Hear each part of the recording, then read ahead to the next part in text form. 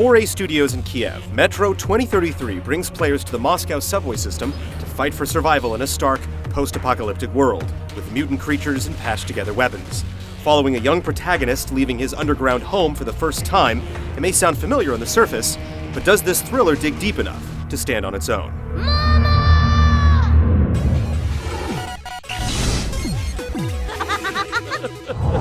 I was born in Moscow, but I remember nothing of that time.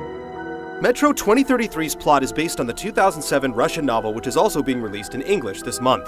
20 years after nuclear war ravages Moscow, what's left of the city's population survives in the metro tunnels, struggling against toxic fumes, radiation, and mutant beasts.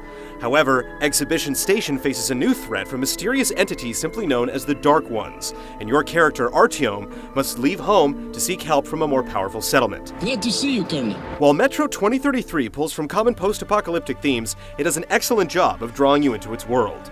Crowded population centers feel surprisingly lifelike as you eavesdrop on private conversations, observe citizens carrying out their daily lives, and watch children scratch drawings into walls. Introspective journal entries introduce each subchapter, while ghostly imagery and hallucinations serve as vehicles for psychological thrills.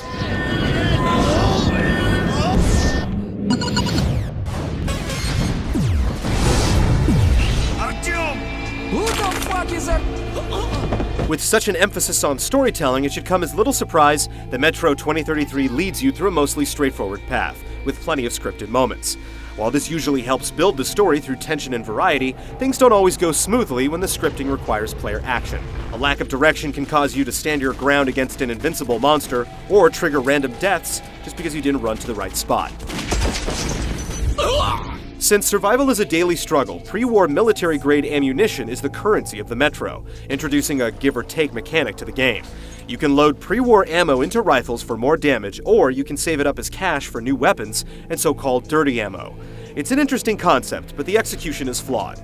Swapping ammo is as simple as holding down the reload button for a second longer, making it easy to accidentally reload with cash and blow it all in the heat of battle. When it comes to ammo consumption, metro2033 takes a page from survival horror, giving you limited resources and pushing you to search bodies for supplies.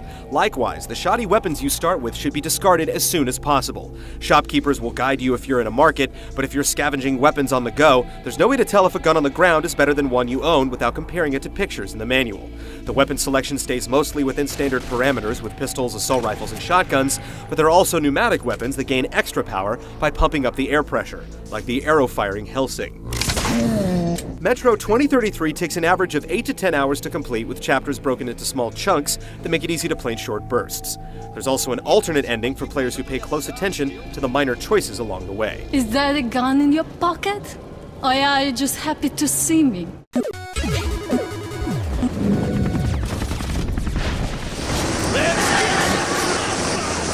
Gameplay in metro2033 is a clear thriller influence, with dark foreboding tunnels and distant grunts raising tension before waves of beasts stampede.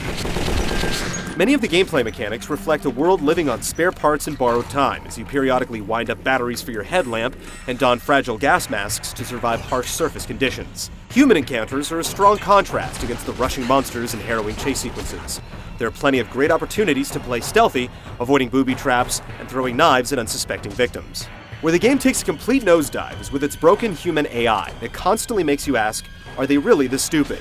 Soldiers are indecisive, running back and forth from cover to cover, often turning their back to you. They fail to properly run away from grenades, stand by unaware as a partner dies next to them, and often seem entirely reluctant to shoot at you. The chaos of soldiers wandering around like mental patients makes it hard to pick out which enemies actually are threats, and the whole experience suffers for it. Thankfully, human encampments don't make up the bulk of the game, and fending off enraged mutants is a more satisfying challenge. However, we never want to relive the gauntlet of exploding snot bubbles near the end of the game.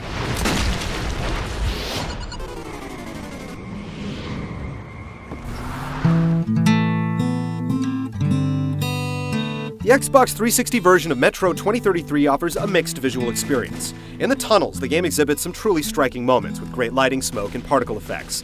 Gas masks appropriately obscure your view with cracks inflicted by enemies, and condensation that builds until you replace the filter. Station citizens are all engaged in subtle, believable behaviors, making cities feel more alive than in most games. Above ground, the flat overcast lighting isn't nearly as impressive. Natural structures like edges of ravines look chunky, and snow textures look very basic.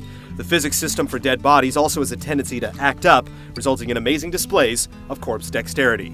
For purists, there's an option to play the game in the original Russian, but the English voice acting sounds good and subtitles only cover the main plot, so you'll miss out on the rich background conversation. The soundtrack is dominated by somber acoustic guitars, echoing the bleakness of the game's world and setting a fitting somber tone.